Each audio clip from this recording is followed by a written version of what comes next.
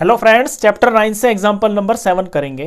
From a point on a bridge across a river the angles of depression of the banks on opposite sides of the river are 30 degree and 45 degree respectively.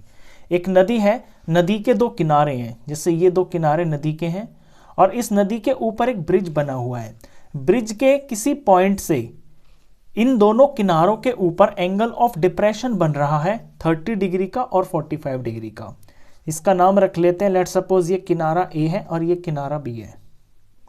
ये bridge के ऊपर कोई point P है, तो इस P से angle of depression बन रहा है एक 30 डिग्री का, यानी ये लाइन ऑफ साइट है। इसे 30 डिग्री जब नीचे झुकते हैं तो इस किनारे पे नजरें टिकती हैं। इसी तरह दूसरी तरफ एंगल ऑफ डिप्रेशन बन रहा है 45 डिग्री का। यहाँ से इधर को 45 डिग्री जब नजरें झुकाते हैं तो इस किनारे बी के ऊपर नजरें टिकती हैं। If the bridge is at a height of 3 metre from the banks, bank से जो है ब्रिज की हाइट 3 मीटर है। अब हाइट होती है बिल्कुल वर्टिकल हाइट, यानी 90 डिग्री वाली। तो इस पॉइंट से जब हम सीधा 90 डिग्री पे डालेंगे तो ये इसकी हाइट हो गई है। इसकी लेंथ जो दे रखी है हाइट की मेजरमेंट, ये 3 मीटर है। Find the width of the river, आपको नदी की चौड़ाई फाइंड करनी है। तो इस पॉइंट का यहाँ पे कोई नाम रख लेते हैं डी। अब नदी जो है ए से लेके बी तक है, जिसके अंदर ए डी एक पार्ट है और बी डी एक पार्ट है। तो एक ट्राइंगल को यूज करके पी डी ए ट्राइंगल को यूज करके मैं ए डी फाइंड कर सकता हूँ और पी डी बी ट्राइंगल को यूज करके मैं डी बी फाइंड कर सकता हूँ। इन दोनों को प्लस कर दूंगा, नदी की चौड़ाई आ जाएगी। अब क्वेश्चन की शुरुआत करते हैं। In right triangle P D A, पहले पी डी ए ट्राइंगल के अंदर देखिए, जब यहाँ पे ये एंगल 30 डिग्री का बन रहा है, ये जो ब्रिज है और ये जो लाइन ए बी जा रही है ये पैरेलल है, तो यहाँ पे एंगल 30 डिग्री का ही बनेगा, क्योंकि ये हो गए ऑल्टरनेट इंटीरियर एंगल्स। इसी तरह से यहाँ पे ये 45 है, ये ट्रांसवर्सल है, ये दोनों लाइन पैरेलल है, तो यहाँ भी जो एंगल बनेगा ट्राइंगल में ये होगा 45 डिग्री का। अब पी डी ए के अंदर एंगल 30 डिग्री है, ये बेस हो गया, ये परपेंडिकुलर हो गया। मैं परपेंडिकुलर अपॉन बेस का यूज करूंगा। परपेंडिकुलर हो गया है पी डी और बेस है ए डी।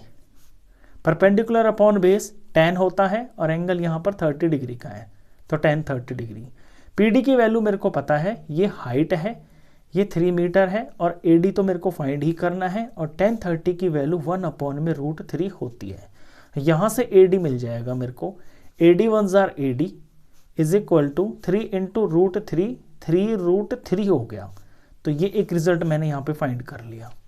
इसी तरह से अब दूसरा ट्राइंगल लेते हैं। In right triangle PDB, in right triangle PDB, इसके अंदर भी ये परपेंडिकुलर है, ये बेस है, तो परपेंडिकुलर अपॉन बेस का यूज करेंगे।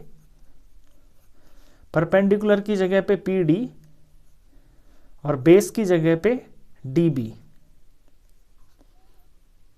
यहां एंगल 45 डिग्री का है, तो ये हो गया tan 45 डिग्री।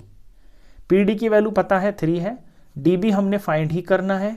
tan 45 की वैल्यू 1 होती है, तो यहां से DB 1 जार DB और 3 1 जार 3, तो DB बराबर हो गया है 3। ये रिजल्ट नंबर 2।